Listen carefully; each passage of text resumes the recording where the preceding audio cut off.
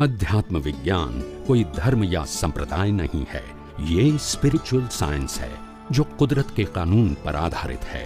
ये विज्ञान पूरे ब्रह्मांड के सभी रहस्यों को उजागर करता है और जीवन के सभी पहलुओं को समझने के लिए एक नई दृष्टि देता है। इसी को आर्ट ऑफ विजन कहते हैं, दुनिया को देखने की एक नई दृष्टि, जो अध्यात्म विज्ञानी परम पूज्य स्वामी श्री कमलेशानंद जी के निर्देशन में सनातन सत्य का अनुसंधान कर हमारे जीवन को प्रकाशित करे।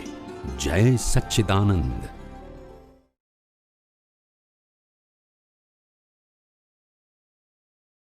संसाરની માયા જાણમાં ફસાયેલો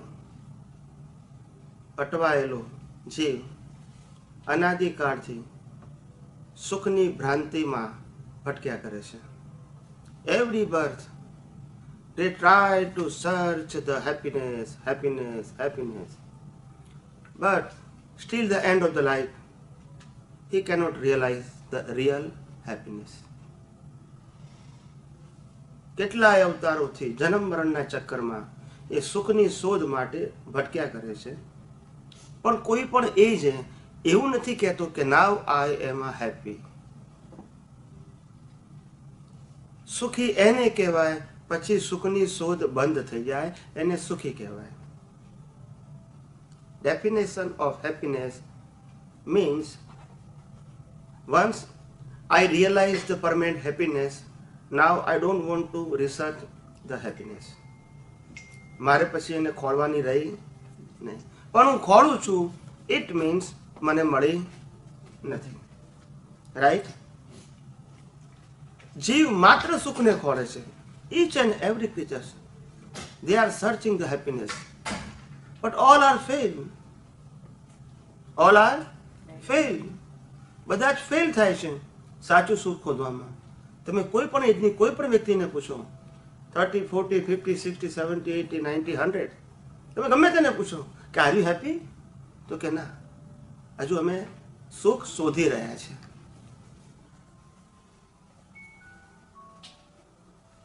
તમે વિચાર કરો કે કોઈ પણ સ્કૂલ હોય કે કોઈ પણ કોલેજ હોય જેનું રિઝલ્ટ 100% ફેલ હોય, એમાં તમે એડમિશન લો ખરા?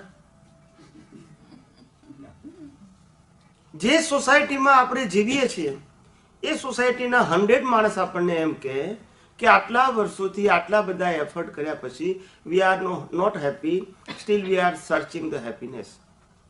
અને at the end of the life એ આપણને એવું નથી કહેતા કે અમે સુખી થઈ ગયા છીએ. આટલા બધા એક્સપિરિયન્સ આપણી સોસાયટીમાં હોવા છતાં still we follow the same tradition. Am I right or wrong? They are fail but we are success, right? What is our belief? તમે જુઓ આપણું જીવન જુઓ, આપણી વિચારધારા જુઓ, આપણું અન્ડરસ્ટેન્ડિંગ જુઓ કેટલું લિમિટેડ છે. Because we have no option. જીવ માત્ર સુખને ખોળે છે. each and every person, every creature too. પણ સુખ ક્યાં છે એ ખબર નથી. અને જેમાં જેમાં સુખ માને છે એમાં સુખનો અંશ નથી. શું નથી? આ બધું હું પ્રૂવ કરીશ, પાછું બધું સાયન્ટિફિકલી પ્રૂવ કરીશ. જેટલા વાક્ય બોલીશ પ્રિન્સિપલી એ બધા પ્રૂવ કરીશ with example and definition. Okay? આ 5 સેન્સીસથી તમે જેમાં જેમાં સુખ માનો છો એમાંથી એક પણ વસ્તુ એવી નથી કે જેમાં સુખ આપવાનો સ્વભાવ હોય. એક્ઝામ્પલ, મને સારું સંગીત ગમે છે એટલે મને સાંભળું છું ત્યારે આનંદ આવે છે. તમને જે ગમે છે એ બીજાને ગમે છે? Yes or no? It means it is your belief. સંગીત નથી કહેતું હું તમને સુખ આપું છું. Am I right or wrong? જો સંગીત સુખ આપતું હોય તો જે સાંભળે બધાને મળવું, પણ એ પ્રૂવ થતું. સેકન્ડ થિંગ, મને આ પિક્ચર બહુ ગમે છે, સો આઈ એન્જોય, પણ એ પિક્ચર બધાને ગમે છે, તો પિક્ચરમાંથી આનંદ આવે છે કે બિલીફમાંથી? સંગીતમાંથી આનંદ આવે છે કે બિલીફમાંથી? મને આ સ્મેલ ગમે છે,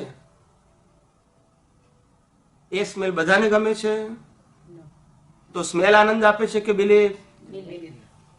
મને આ વસ્તુ ખાવી ગમે છે, એ મારી બિલીફ છે કે વસ્તુમાં આનંદ આપવાનો સ્વભાવ છે? મને આ વસ્તુ સ્પર્શ કરવી ગમે છે, એ બધાને ગમે છે કે મારી બિલીફ છે? આ 5 સેન્સીસ થી જે કંઈ પણ રિયલાઇઝ કરીએ છીએ એમાં જે તે વસ્તુમાં હેપીનેસ આપવાનો સ્વભાવ છે કે માત્ર આપણી બિલીફ છે? તો happiness is depend on our belief but not from the material. Am I right or wrong? ને આપણે ખોળીએ છીએ ક્યાં? So we are on a right track or wrong track? આપણે રાઈટ ટ્રેક ઉપર છે કે રોંગ ટ્રેક ઉપર છે? We all are on wrong track. Belief આપણી છે ને હેપીનેસ એમાંથી મળે. એનો સ્વભાવ હેપીનેસ આપવાનો હોય અને મને ફીલ થાય તો ધેન ઇટ ઇઝ ઓકે. આ દુનિયામાં એક પણ વસ્તુ એવી છે કે જેનો સુખ આપવાનો સ્વભાવ હોય? મને એક્ઝામ્પલ આપો ઇફ યુ હેવ. આ દુનિયામાં એક પણ વસ્તુ એવી છે કે જેનો સ્વભાવ સુખ આપવાનો હોય? હે? પ્રેમ તો આપણે કરીએ તારે ને, એને ના સ્વીકારવો હોય તો? It is a one way. 2 way હોય તારે લાગે, એ પાછું ટેમ્પરરી, ક્યારે ઉડી જાય કહેવાય. બધા અનુભવી છે. શું કીધું? જો હસે છે. Everything is depend. તમે પ્રેમ કોને કહો છો? This is not a love, this is a attraction. Attraction and love is different thing. This is a different definition of love and attraction. Attraction is always temporary and love is permanent. In a love, there is no choice. If the choice is there, there is no love. You understand me? પ્રેમ હોય તો choice ના હોય, ને choice હોય તો પ્રેમ ના હોય. પ્રેમ એટલે સમર્પણ. શું કહેવાય? પછી વોટ એવર ઇટ ઇઝ, ગમે તેવા સંજોગ આવે પણ પ્રેમ ઓછો ના થાય, કારણ કે ડિપેન્ડન્ટ નથી પ્રેમ, સાચો પ્રેમ. પણ જે ભૌતિક પ્રેમ છે ને એ ડિપેન્ડન્ટ છે. તમે આ વસ્તુ કરશો than I am happy, otherwise. ખ્યાલ આવ્યો? એટલે પ્રેમ કન્ડિશનલ છે. કેવો છે? કન્ડિશન વાળો છે. That is not a real love. Okay, વાત સાચી છે કે પ્રેમમાં આનંદ છે, પણ એ સાચો પ્રેમ છે ક્યાં આગળ? અત્યારે આ જગતની અંદર પ્રેમ છે ને, દેખાય છે, જે વિઝ્યુઅલ થાય છે, રિયલાઇઝ થાય છે, એ બધો ઘાટ વાળો છે. ઘાટ શબ્દ ખ્યાલ છે ને? ઘાટ યંગ છોકરાઓને કદાચ ખબર ના પડે. ઘાટ શબ્દ ખબર પડે? ઘાટનો મતલબ થાય with some particular intention you love the other person, with intention, not open love. સમજાય છે? but with some particular intention you love to the other. એટલે ઘાટ વાળો પ્રેમ છે. સાચો પ્રેમ એટલે ડિવોશન હોય. શું હોય? It's a one way devotion. પછી સામેવાળા શું કરે છે એ કન્ડિશન જ ના હોય, પણ એ પ્રેમ તો હોય જ નહીં ને. એટલે આ જગતમાં કોઈ જગ્યાએ કોઈ વસ્તુ એવી નથી, ઇવન તો કોઈ રિલેશન એવા નથી કે જેમાં સુખ આપવાનો સ્વભાવ હોય. સમજાય છે? વ્યક્તિમાં પણ સુખ આપવાનો સ્વભાવ નથી, માત્ર આપણી બિલીફ. આજે સુખ લાગે ને કાલે શું લાગે? જો બોલતા નથી. Everything is depend on circumstances and depend your individual belief. તો ક્વેશ્ચન એ થાય છે, તો પછી સુખ સાચું ક્યાં છે? Where is the happiness? જો આ દુનિયામાં બહાર હેપીનેસ નથી તો હેપીનેસ ક્યાં છે? કોઈક જગ્યાએ તો હોવી જોઈએ ને. સુખ છે, દુઃખ છે તો સુખ છે, ટેમ્પરરી છે તો પરમેનન્ટ છે, રિલેટિવ છે તો રિયલ છે. નહીંતર આ શબ્દોનું અસ્તિત્વ જ ના હોત. તો પરમેનન્ટ હેપીનેસ ક્યાં છે? તમને પૂછું છું, આન્સર આપો, વાંધો નહીં, જેવું આવડે એવું.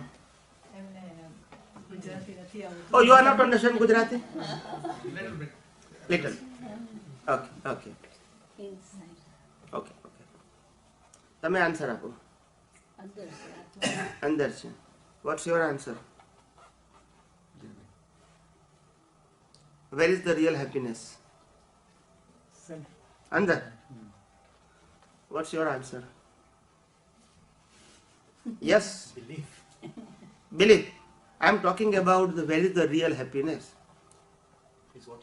This is my question. Yeah, just me. Is what you believe. What you believe. But the real happiness is there or not?